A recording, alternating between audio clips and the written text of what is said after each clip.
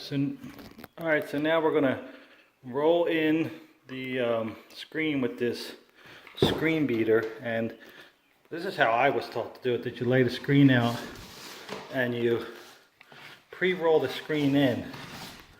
I don't know if you can actually see that, pre-rolling it in. Then you take the bead.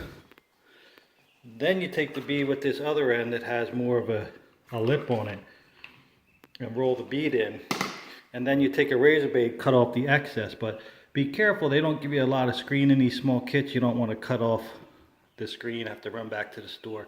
So in a couple seconds, I will, one, pre-roll the screen in with the rounder edge. That gets a little indentation. I'll put the bead in, and I'll use this more shaped end to roll the bead in. And I'll take a razor blade, I'll cut off the rest of the screen, and then we'll have a screen.